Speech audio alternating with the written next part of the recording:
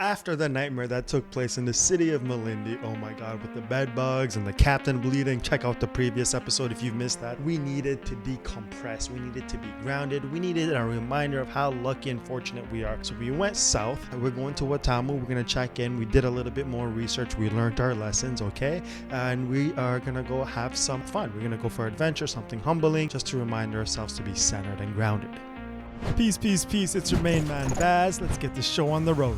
Alright, my boy Jeff here knows a guy who knows a guy, you know, who knows a guy who got us ATVs, so we're getting them. Let's get our engine started.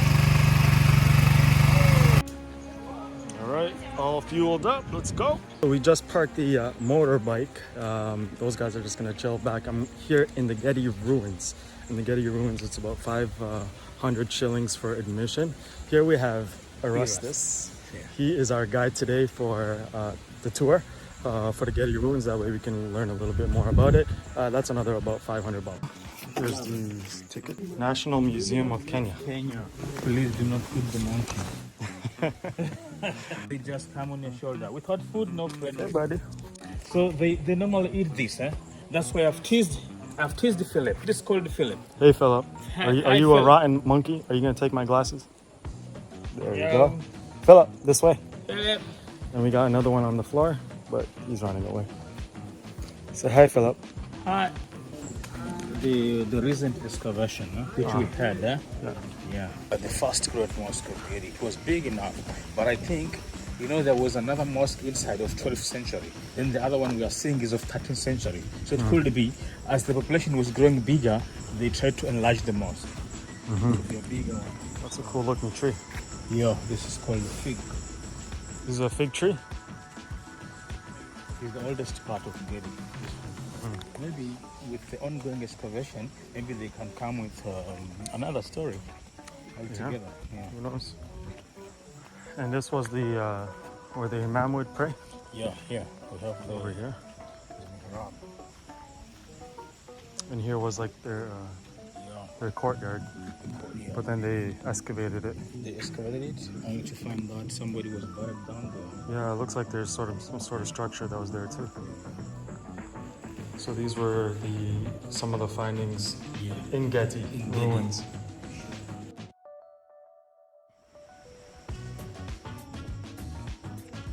The part we have seen is of 13th or early 13th century, but here we are going is of 12th and 13th century. It was also a big mosque, the great mosque of Gedi. So this is the last excavation site since the UNESCO site. No, Since this one was just, it is still going on. it's still going. Yeah, so it is the last. I'm not looking for anything. I just want a nice, relaxing day. Then there was also a library here, a library for the king. In this rectangle holes in the wall, there were found some iron lamps for lighting when it was dark, probably from India. Then this is another shelf here for keeping some scrolls for information.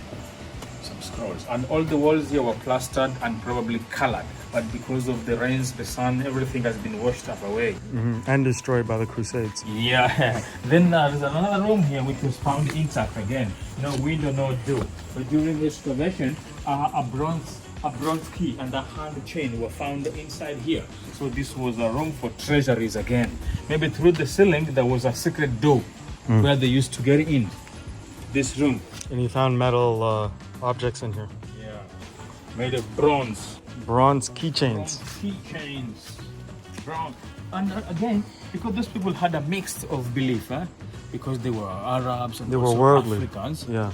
This point and that other point were found two big pots. They believed that they were to store a charm to safeguard their town from evil spirits' power.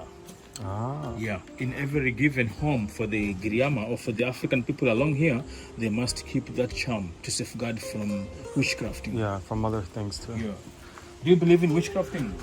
I believe I don't know everything. I believe there's things that I don't understand. So I'm open to people that have different beliefs. Do I have to completely accept it? No.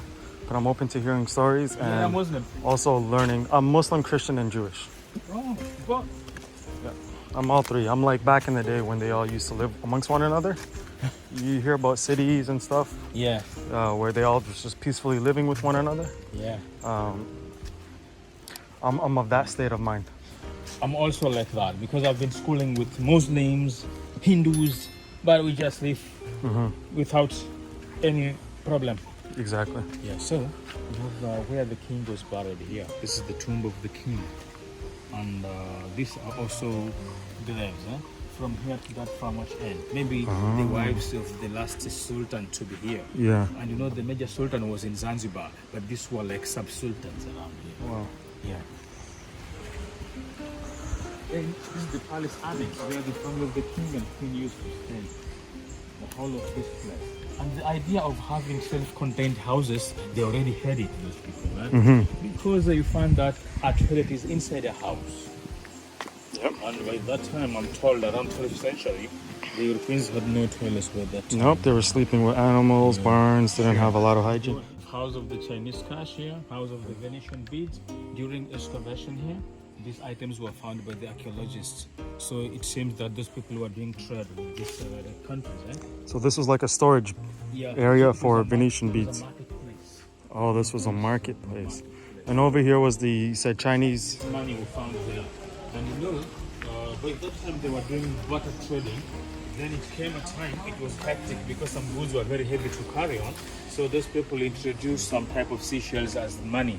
And they again thought that getting cowrie shells from anywhere, everybody will become rich.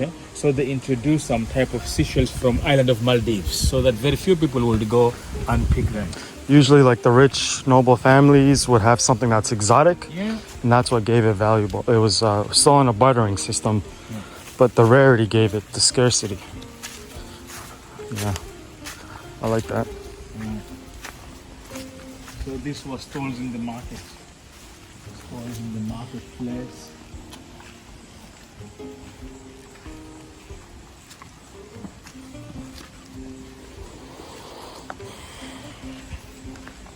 Yeah, and they were very generous people because you find that in the marketplace there was a place for holding a pot which contained water for drinking.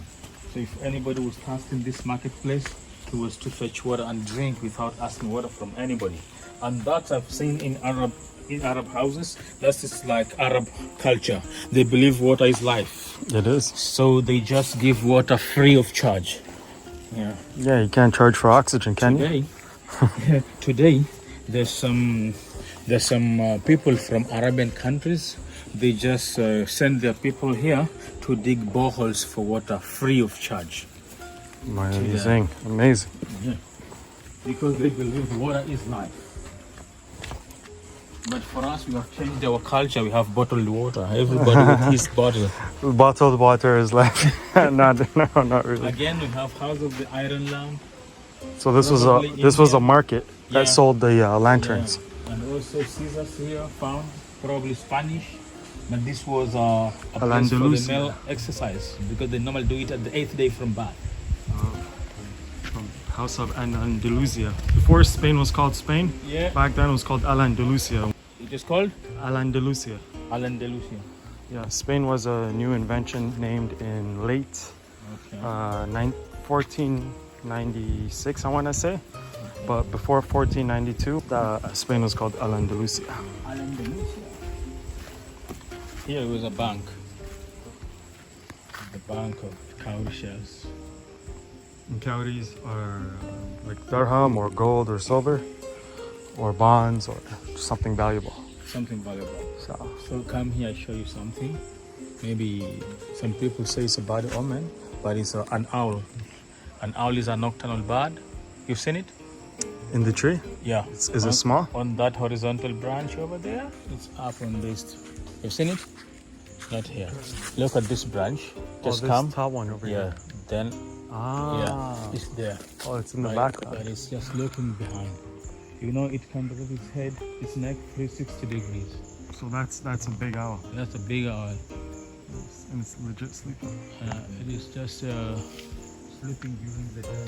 It is very much active at night. Thank you for sharing that. I wouldn't have, there's no way I would have seen an owl. We are in the process to be under the UNESCO under the World Heritage. So there are some people who are doing the excavation now. They are doing the ongoing excavation. So they have spotted this place here. They want to do excavation of this place to know much about this place. Then those people were well organized. But those were living houses, and this was a madrasa school where the Muslim kids will come to learn about religion. Then that was a playing ground for them. Then this is part of the inner wall, covering the whole area for the rich people. And probably after the rich people, there were the middle class people. Then outside there were the local people, poor people, who had their houses built of mud and thatched with straw. We have started that place, then we have just gone around this mosque. That was the Gedi Grounds. Really nice, really humbling moment. I love this place. If you guys like this kind of style where we go and check out historical sites, let me know down below.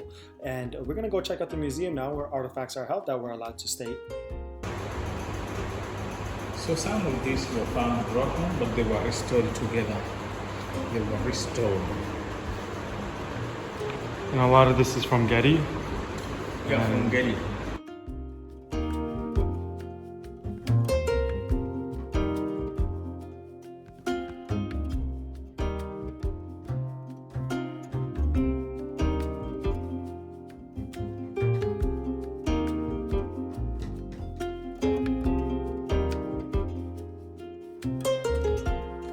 This is a baby well. The baby well, humbug well.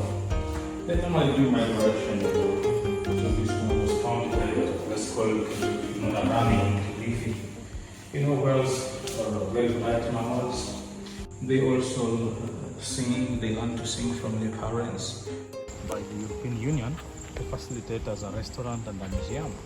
But unfortunately, the restaurant is not in operation because it was not earning enough money.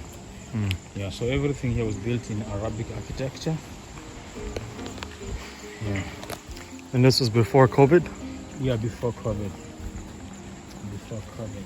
But there wasn't enough traffic. Yeah, there wasn't enough traffic because, you know, it was just operated by somebody who had rented it. So it was very difficult for him to get money for the rent and also for his traffic.